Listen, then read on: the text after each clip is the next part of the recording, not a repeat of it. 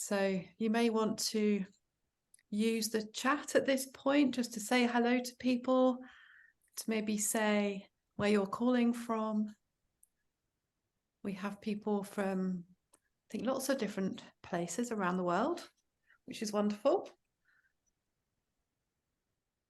You may also want to just sense into how you're feeling right now and offer one word in chat to describe how you're feeling.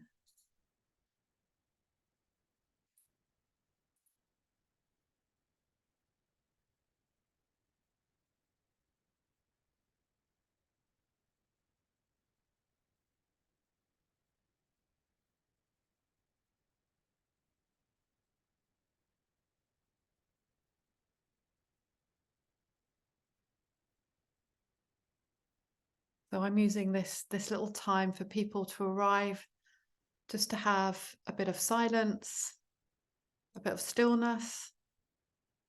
You may want to do the same. Feel free to just kind of adjust your posture maybe. You might want to just make sure you're really comfortable. And I'm suddenly feeling a bit of stress in my neck, so I'm just going to stretch my neck out a little bit. You might want to do the same with your shoulders. Lovely to see a couple of familiar faces and lots of other people who I've never met before, or not visually anyway. I think I've actually chatted with quite a few people on social media in various other ways over the years. So lovely to see you as well.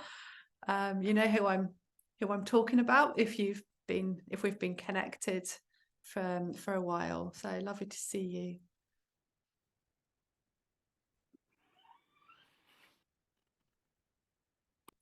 I'm just going to put everyone on mute. Just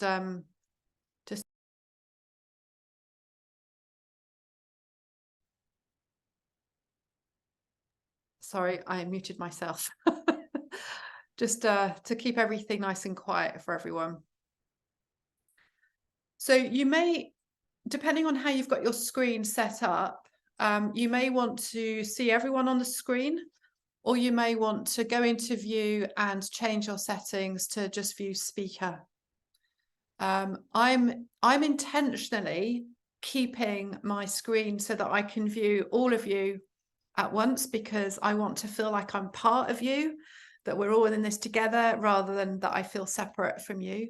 But if you would like to sort of, I don't know, if you feel like you can connect more with what I'm saying, if you put me on speaker view, then feel free to do that.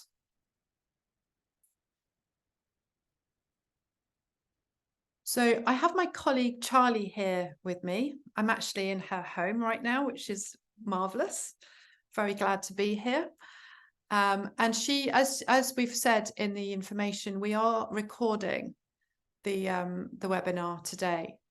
So if you'd rather not have your face, well, actually, she's recording it just in speaker view, so we won't be seeing your faces or names anyway, because she's recording it just in speaker view.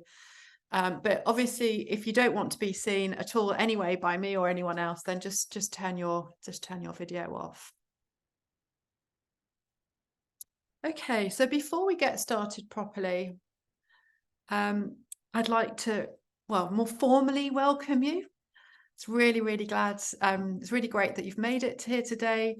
Quite a few people came to the webinar on Friday, and we had a couple of technical glitches. So I apologize if any of you tried to get on Friday but weren't able to make it. But for that reason, but also because of high demand, we've decided to rerun the webinar today as well, which is great.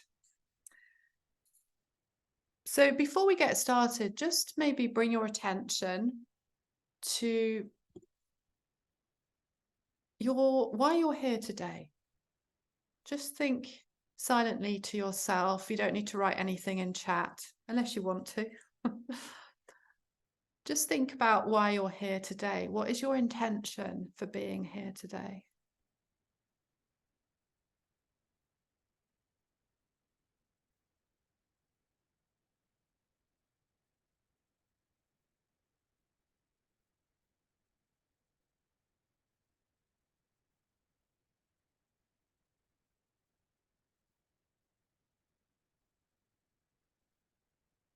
So what we're going to be doing is running through a little bit about what is mindful photography, what isn't mindful photography in coming from our perspective, that is, from the Look Again perspective.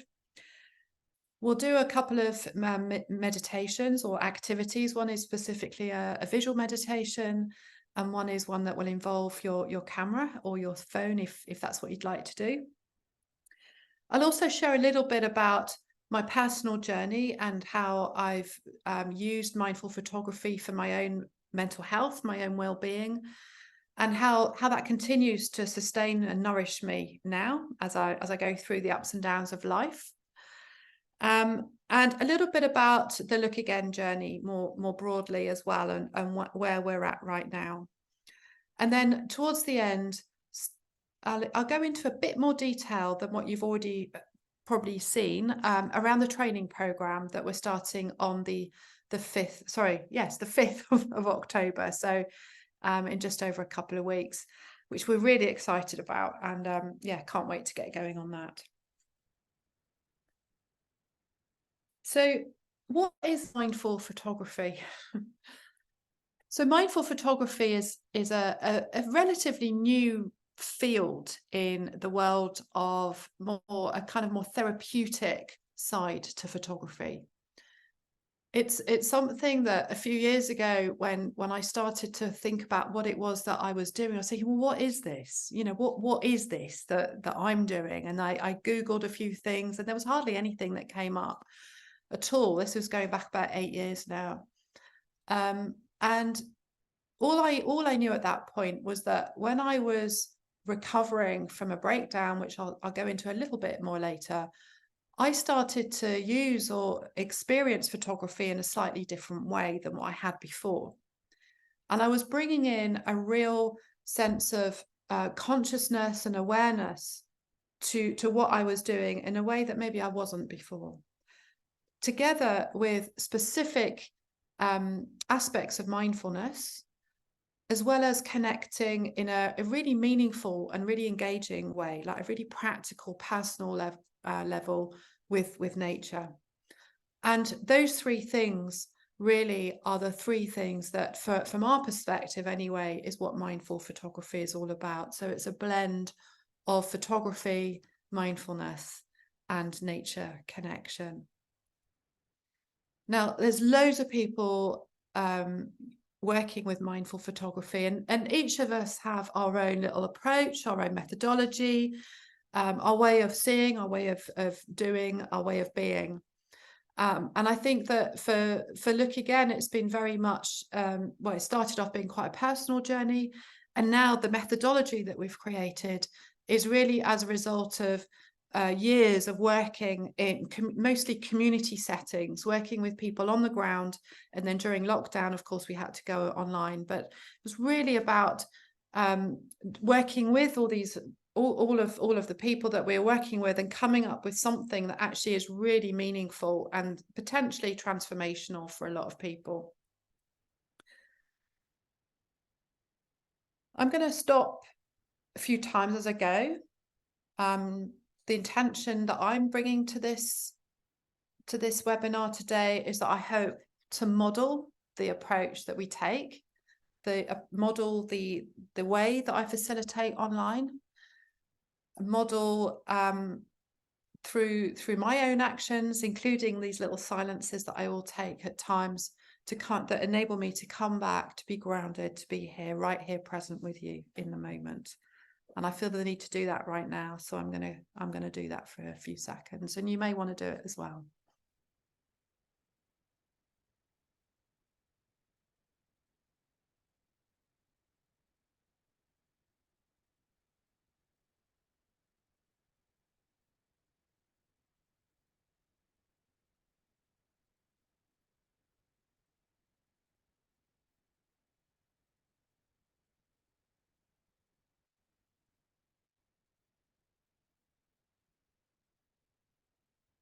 So for us, mindful photography is not just about the photography. It's not just about seeing. It's really about being. and also doing differently. So through the seeing, through the looking again, and actually seeing things differently, we become more conscious of how we're feeling, how we're being in that moment. And also then maybe, okay, so do I want to reframe something? Do I want to change something? Do I want to take action? Do I want to do something differently? So it's not just about seeing in the head, which is, I think, for most of us, and I include myself, most of the time, I'm looking and I'm thinking and I'm seeing and I'm in my head still. This is about also seeing with the heart. And it's also about seeing with our hands. That may sound weird, but it's a lot of the work that we do actually involves all of the senses, not just the eyes. And it's about working with mindful photography, not just for the well-being of myself, other people that I work with, but it really is about the collective. It's about how this can benefit the individual as well as the collective. And that might mean in your communities, it might mean in your family life, it might mean in the wider world and your interests and other things that you might be involved and engaged with. It's about looking and seeing with calm, with curiosity, with compassion, and also celebration for what is here around us. It's about gratitude. But it's also around resilience, building how we can use what we see to build resilience in our own lives and also help the people that we hopefully want to work with and share this with as well. So I won't go into the details of our mission, our vision, and our values, etc. But if you would like to go in, if you would like to see more of that, there's a page dedicated to that on our website. And you will see there that it really is about taking this work out and benefiting as many people as possible in a way that's really accessible. And I mean accessible in the broadest possible sense. The other thing I just wanted to mention is that the methodology that we've created over the last few years has come partly through my personal lived experience, but also as a result of the research that we've been undertaking with the University of Gloucestershire here in the UK for about 4 years in total. And they've been evaluating our work. And as far as I know, and I apologize if I'm wrong, but as far as I know, we're the only organisation offering mindful photography that is evidence-based in the sense of offering this in a way that helps to decrease specifically anxiety and decrease depression, therefore improving mental health. If there's other research studies out there, please let me know about them. I'd love to know. So before I go any further, just like to also mention what, from our perspective, mindful photography isn't. So mindful photography isn't therapy, although what people experience is often very therapeutic. Because we try to make things as accessible as possible, it's not about gadgets, it's not about the tech, it's not about the rules or the so-called laws of photography. It's actually about keeping things really simple and letting go of a lot of that stuff that can often come with photography, about getting it right. From our perspective, there's no right and there's no wrong around how we create the actual images or the outcome in particular. The process is a really important thing. It's not just about creating beautiful photographs. In fact, often we encourage people to not create beautiful photographs, although of course a lot of photographs may be beautiful, but that's not the point. And it's not just about getting up close and looking in detail. It's actually about the bigger picture as well. And as I've said, and I think it's really important to really emphasize this, it's not about just the individual. It's about the collective and the wider world. So there's a definition that we have of what our approach to mindful photography is again, and I won't read that out now, but I think Charlie's probably shared a link by now to the methodology page on our website if you'd like to have a look at that later. So before I go any further, I'd like to offer a little visual meditation. I just need to do something here. Hang on 1 second.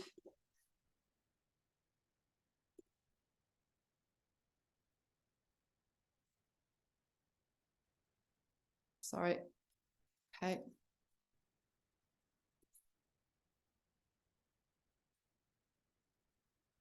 Okay.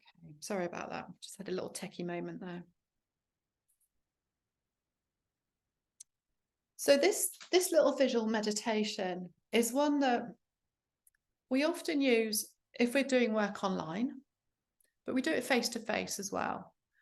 When we're actually in a room with people. We refer to it as a visual meditation because it is about actually being slow.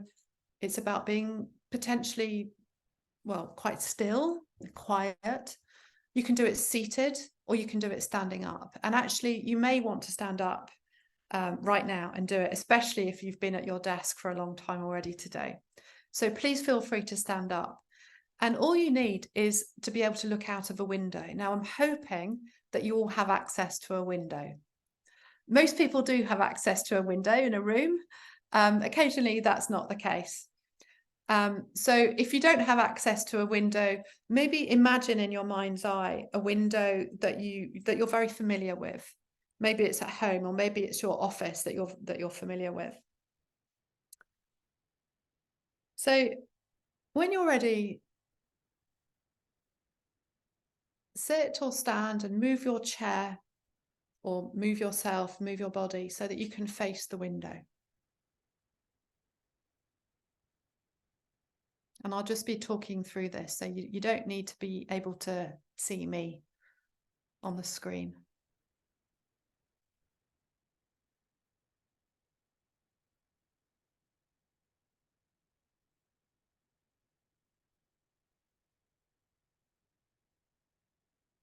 And I'd like you to try to imagine that you've never seen out of this window before. However familiar you are with it, try to imagine that you're a young child. You're using the frame of the window like a frame that you might look at through a camera or a phone.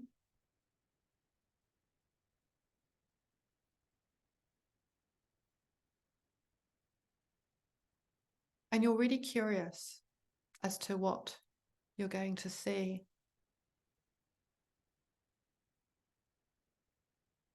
I'd like to invite you to bring your attention to what is closest to you. So what is closest to you in the foreground?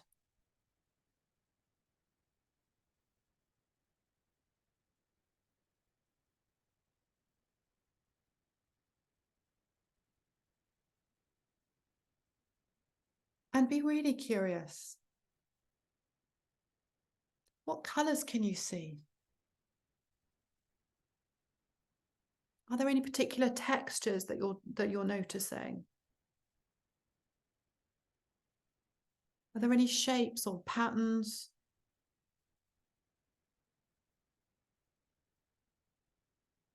Is there anything interesting happening with the light?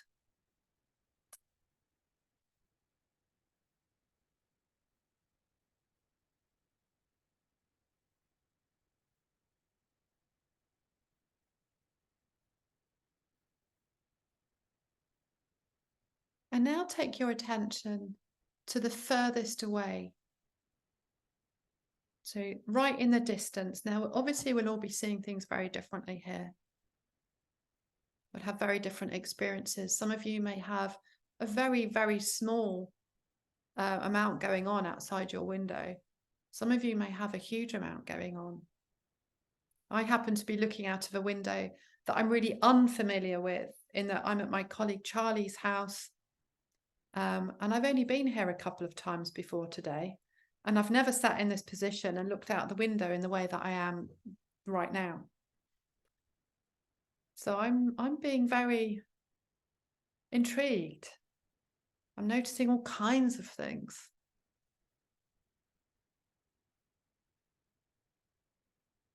And in the distance, you may want to start your little exploration by starting at the top left hand, or whatever is to the left of your field of vision when you're looking at the distance, and then slowly moving across to whatever is in the right.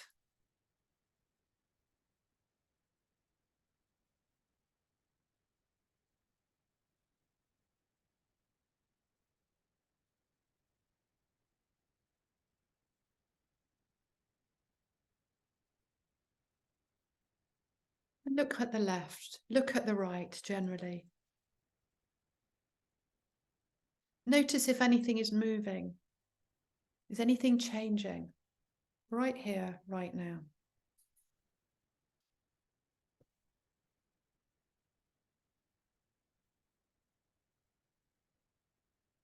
And then in your mind's eye, in your imagination, consider what you're looking at right now might look like this evening, or depending on where you are in the world, in the morning.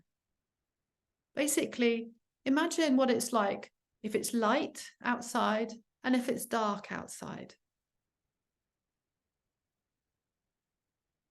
Imagine what it might look like if the weather changes. So I've been sitting in this lovely room for a few hours today. It's changed so much since I've been here. It was raining really badly this morning, and now it's really beautiful sunshine. Consider what it might also look like as the seasons change. So here in the UK, we're going into the autumn. Things outside this window will change really quite substantially over the next few weeks and months. And then going into winter. And then as things might change again, or as things will change again in the spring, and coming back into the summer.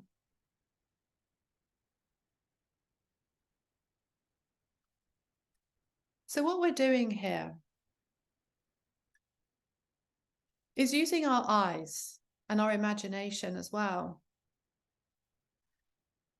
to see in a more conscious way, bringing our awareness to the present moment, to the here and the now, to really taking notice, but also considering how things might change over time. The sense of things are uncertain, things do change, things never stay the same.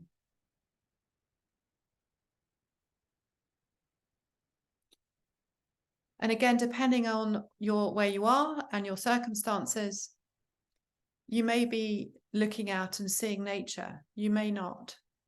Now, I realize I'm very lucky, very, very privileged to be in this place right now that is really beautiful. And when I'm at home, I'm able to look out and see lots of greenery and trees. I'm very aware that that is not the case for everyone.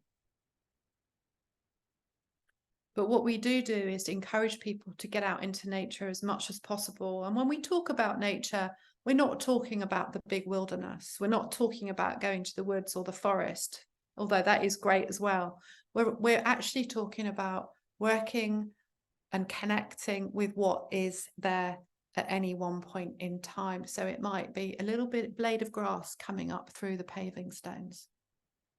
It might be a tree down the street. It might be finding a lovely park bench down the road in the local park.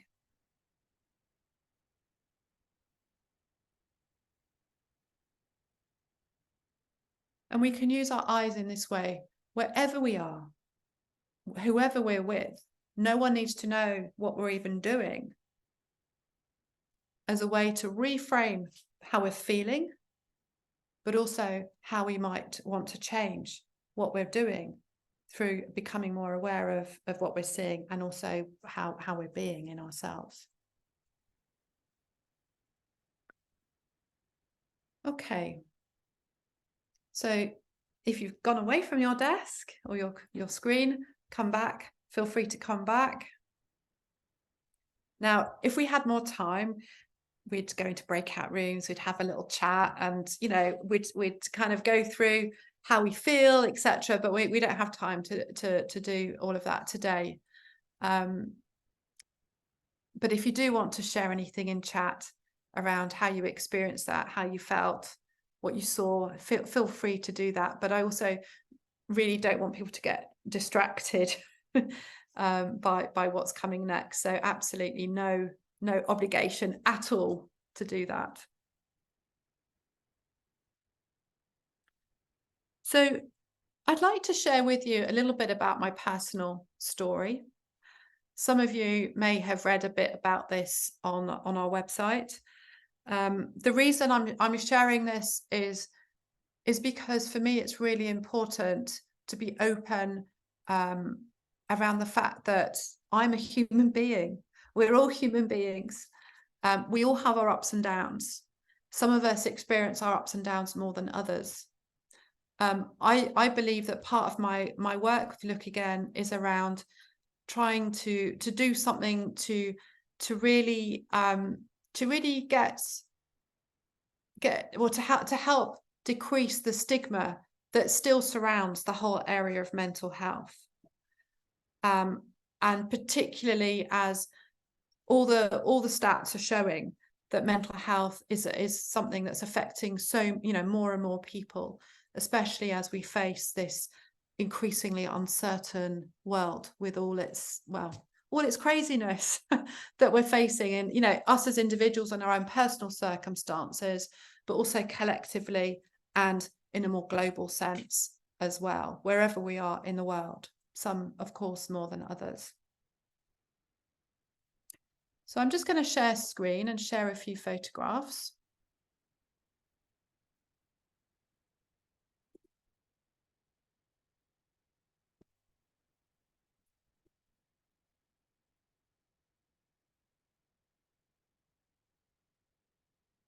Okay, hopefully you can see that.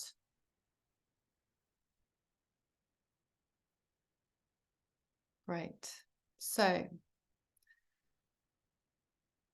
back in 2015, I had what at the time I described, or what felt like, and certainly what I described, was a breakdown, a mental health breakdown as a result of a combination of things, which I won't go into.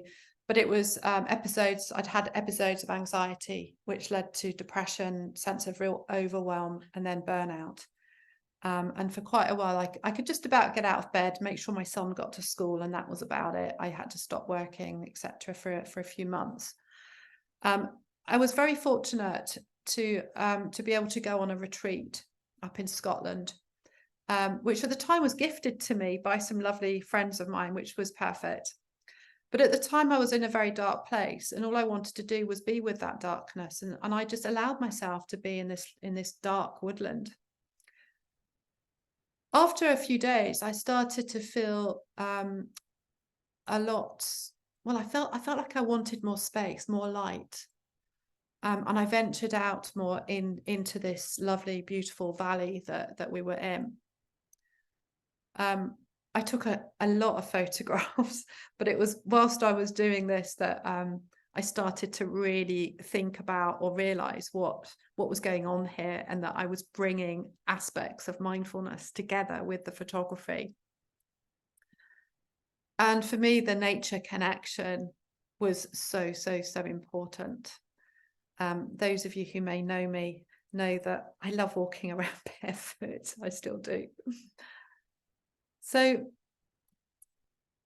by the end of this lovely week, I started to feel more joy again. I started to feel more gratitude for what was literally there around me. So the beautiful autumnal colours, this photograph was intentionally overexposed. That was part of the creativity that I was consciously putting into that process. So that, you know, this was just kind of showing from in that one small week of my life how the photography started to help me. And this was before Look Again became what it now is, but it was part of my process. And then more recently, I've been I have to watch it, you know. I'm not someone that has this kind of, well, I don't think many of us do have this lovely stable kind of existence. You know, I'm someone that does experience my ups and downs, and at times much more than at others. And I was again very close to home at this point, but in a really lucky situation where I actually stayed overnight for a few nights in this place not far from where I live. And I know that being in the woodland is so important for me. And there was this lovely sanctuary. And I took a few photographs that I use a lot now when I want to refer to them myself, to remind me of how important these things are to me. So these are a few. This one was, as I was walking down the steps, it reminded me of the importance to remember of how far I'd come. So rather than looking forward all the time and thinking, oh, that to-do list, oh, all those things I haven't done, all those things that, you know, and getting overwhelmed really easily with work or with other things. It's like, no, Ruth, right here, right now, you're fine. And also remember how far you've come. And it's an activity that I actually use quite a lot with in different workshop groups that we do. But and of course, everyone has a different way of doing this. You know, it's very open we're very open in our approach. This was about letting go of some of the things that don't serve me anymore. Again, letting go is a really important part of mindfulness. This was a reminder to walk my talk, which I still struggle to do, and to slow right down, to sit, to allow myself to sit and be still. That may resonate for others of you here today. This one also was really important to me at the time. This was around, I don't want to do this alone. I can't do this alone. I need other people in my life. So this was about connection. This is about connecting with other people in my work, but also in my life generally. This was these lovely fuchsias were very much around not just seeing the fuchsias as flowers. Each of these fuchsias were little people, magic fairies in the bush, so to speak, you know. But in my mind, I started to literally imagine certain people that were in my life at the time and that still are in my life. These next three or four photographs I literally created about 2 weeks ago. So I was on a regenerative leadership retreat down in Devon here in the UK. I've recently completed a year-long journey with hundreds of people around the world in regenerative leadership. This was very much, again, around walking my talk, coming back to being in nature myself, to bringing the mindfulness to the present moment, to using what I do for myself, for my own well-being. But also it was around the collective. Now, what you can't see here is that there are 40 people sitting around this fire.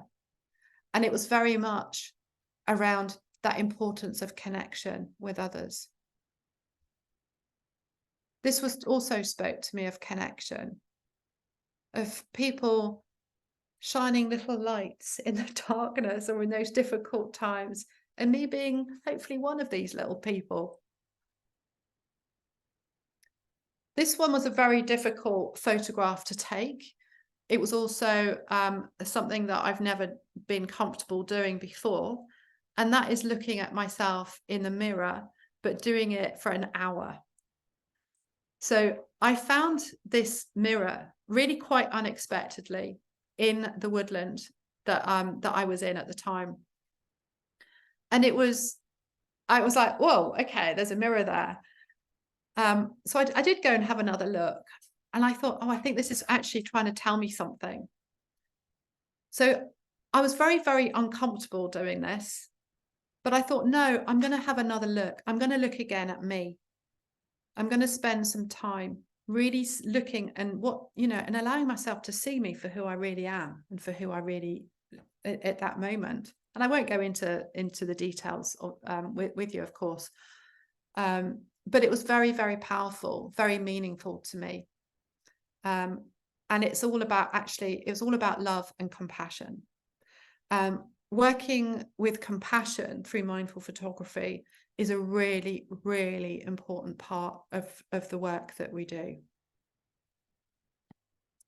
And this was about actually going through a portal into the future. So most of the work of mindful photography is around reframing the now and, looking at the now in a different way, being present in the now. But as I said at the beginning, for us, it's so much more than that. It's also about looking at the future with different eyes and helping to create a new story, a story that we would like to see, rather than just accepting a story that's coming our way. And that this part of the work is becoming more and more important to me personally, and also in the work that we're doing with others now. So hopefully, I think everyone's still here. Hasn't put people off. Feel free to leave if you'd like to. Anyway, so hopefully that gives you a little bit of an insight into the process, but also, into our approach and how this can be applied. So I'd like to just quickly share another activity with you. So normally this activity takes half an hour to do, but we're going to do it in 5 minutes. Okay, so you can do it properly in your own time. And normally we use these little frames to have another look through. And those of you who may have been on our workshops or courses, whatever, you'll be familiar with these little frames. But I'd like you to imagine that you've walked into the room that you're in right now, as if you've never been in that room before. So maybe turn around and have a look at the door. Imagine that you're a really young child. Maybe you're 2, so you can walk. You're really curious.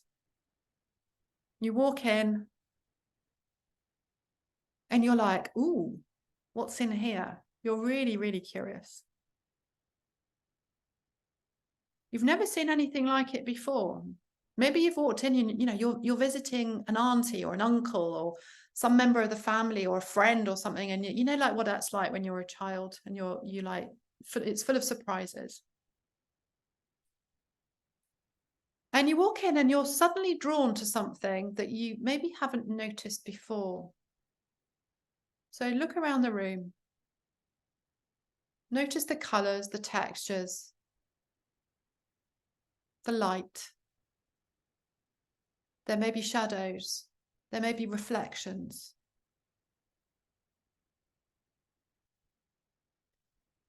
There may be an object or a small area of the room, a corner of the room, literally a corner of the room, like maybe even in the corner of where the ceiling meets the wall or something. Literally, it could be something really mundane. It could be the floor. Sometimes the most boring, the most mundane, the most ordinary, the better.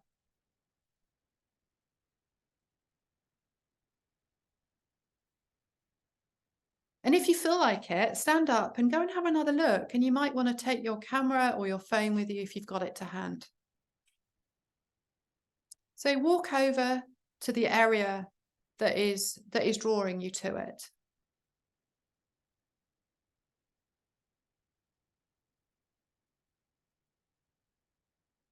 And And don't be afraid of getting up close. You might want to move your body so you're literally almost touching it. You might actually want to touch it. Use your hands to touch, to feel, to even smell, if that feels appropriate. Where I am, there's loads of really beautiful plants, and there's also lots of amazing light. There's artificial light, there's lots of natural light. It's doing all kinds of things. There's amazing reflections, amazing shadows. I could spend literally hours actually looking again at this room and quietly, slowly walking around and feeling differently as well as seeing differently whilst I do that. And then once I'm feeling really connected to something and I'm feeling like I really want to spend some time with something, like a little area or an object, whatever it might be, to then really consciously get out my phone or my camera, maybe take a few deeper breaths, maybe not.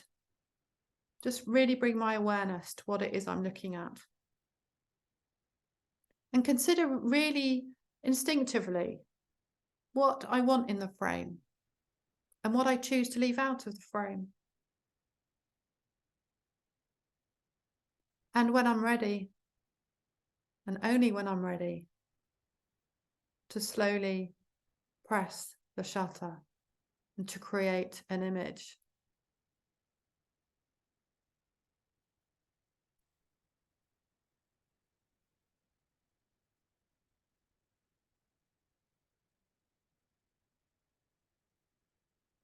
So I'll give you a few moments to be with whatever it is that you're being with.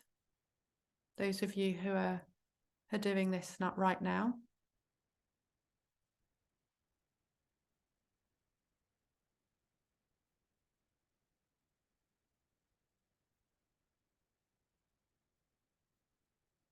You may want to consider what you're looking at in the room and consider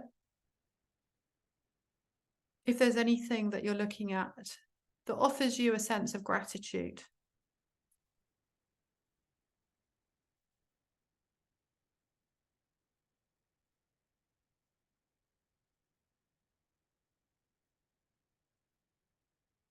And if there isn't anything that you're feeling particularly drawn to, that's okay too. That's absolutely okay. It doesn't matter. What's important is to notice that there isn't anything. So the fact that you're bringing your attention, your awareness to what it is that there is in that space, if you're not feeling drawn to anything, that's absolutely fine. You may want to go somewhere else after the call and do it then. Or you may want to try again later in the same room and see if something different happens, and trust, really trust that something will appear to you. It's almost like the image finds you rather than you find the image.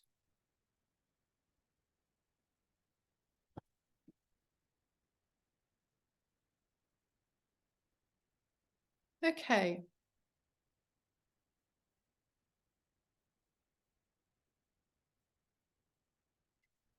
So I hope you found that activity useful. It's a sort of thing that you can literally do anywhere you are. Literally, wherever you are, whoever you're with, whether you're on your own or with others, whether you're at work or wherever you are, people don't actually need to know that you're doing it. I remember once when I was at Victoria Station in London. It was really busy. It was really noisy, and I'm a highly sensitive person, and I found it really tricky.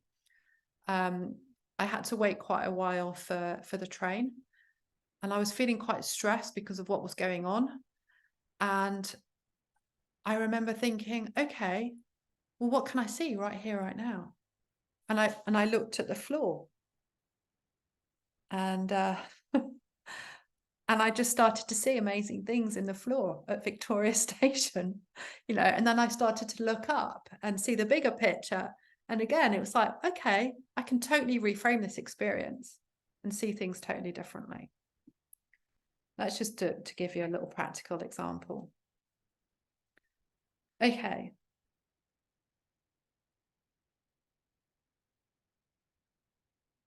So as you know from what we said in Eventbrite, we've got this training program for practitioners coming up very soon.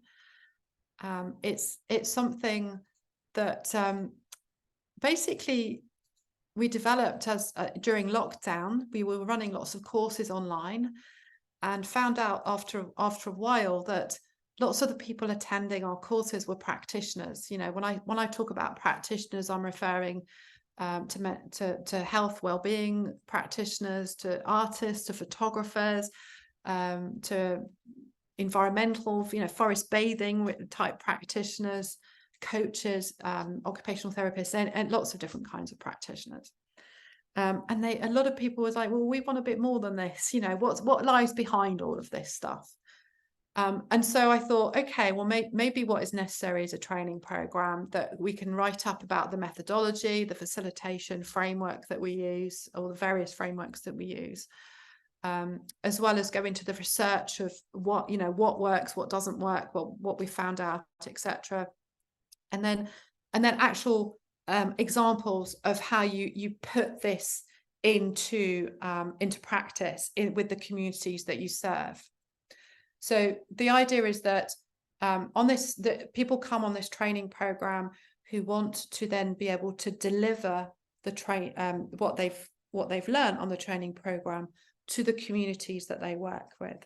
So we've for years now, we've worked largely with non-profit organizations like charities, with people, with community interest companies, the social enterprises, also the public sector. And we've worked in all kinds of different settings. So people, I'll just name a few. People maybe living with cancer, with other health-related challenges, mental health a lot specifically, older people, younger people, teenagers, the whole lot. So basically loads and loads of different settings. And you can, on our website, there's a link that you can find a page to community program, and there's lots of case studies and examples there. So the training is for people who are really interested and who want to work to find out a lot more about the methodology and the practicalities of delivering this in the communities that you work with. It's over 8 weeks. There's 7 modules. We go into, as I say, the methodology, the research, etc., the wider field of the more therapeutic side of photography, but we don't go into that in any detail. We just kind of set a context. Just getting out my notes here because I'm going to forget. Hang on a sec. And then we every session we talk very much around. We bring in aspects of mindfulness.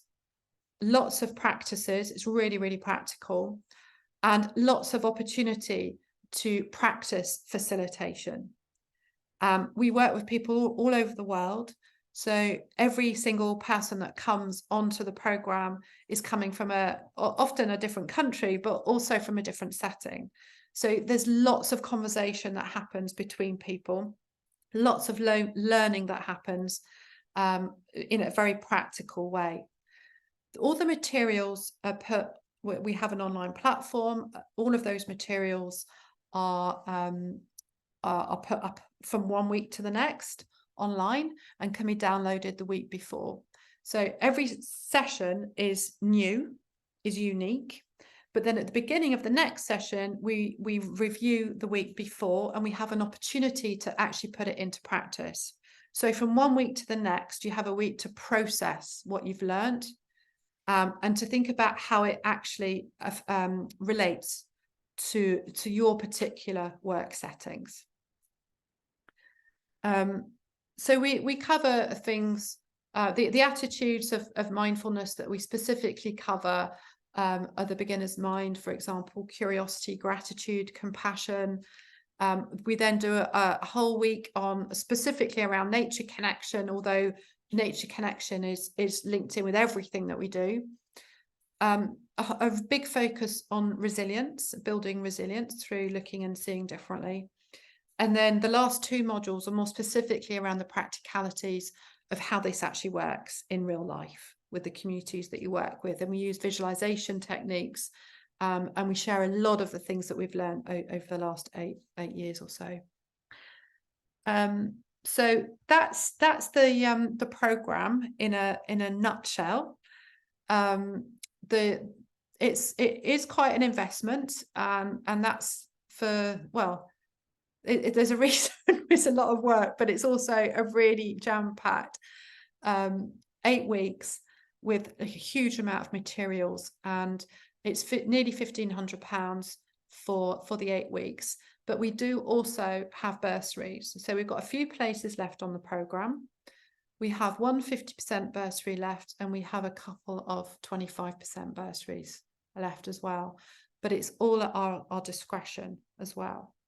So the process that people go through for this is that I think Charlie's probably writing stuff in chat anyway, but there's an application process, because we really want to make sure that the program is right for you, but also that it's right for us. So we're looking for people who we really think are going to benefit as much as possible from this, but also benefit the people, the communities that they work with. So, and in terms of numbers, it ranges from I think, yeah, from 15 to 22, I think, was the largest group we had. So this will be our 5th cohort. We've trained 74 people in over 20 countries over the last couple of years.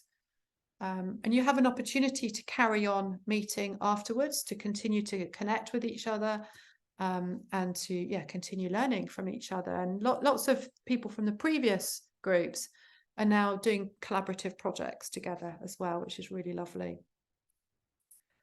So I'm going to stop. Well, actually, no, I'm not going to stop talking. There's one more thing that I'm going to invite you to do, and then it's over to you for questions. I would like us all to be quiet for a moment.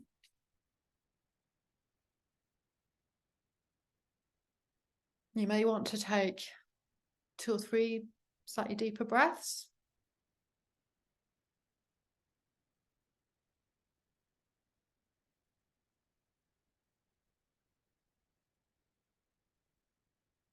You may want to close your eyes, or just keep your gaze soft or low, whatever feels right for you. There's no right or wrong.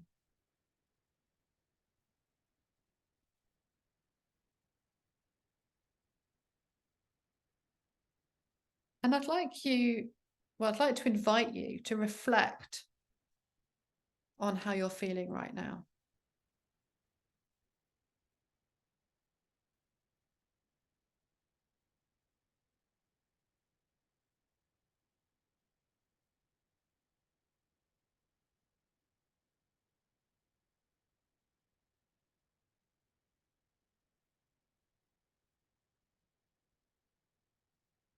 And reflect on if there's anything that you've heard or seen or experienced today that you can take forward and use in some way as a form of caring or nourishing yourself.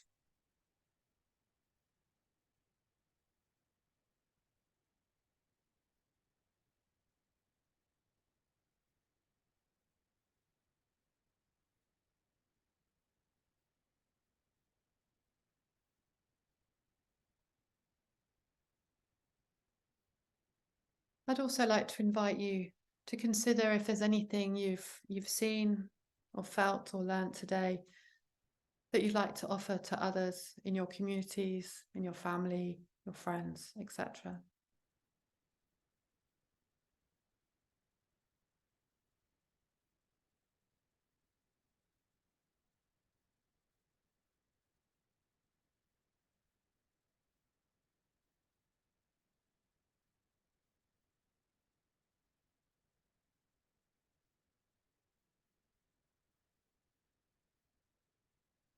Okay.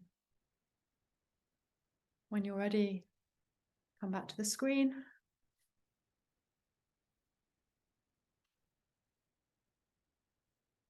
Okay, so we have a few minutes.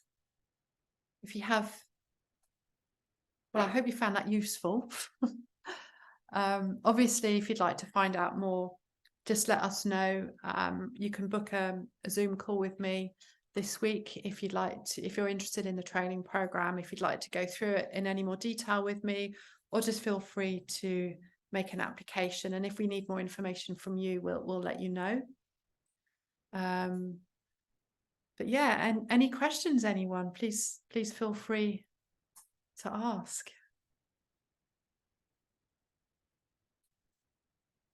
I think we'll actually stop recording now, so that we don't have to, yeah, we'll just stop. So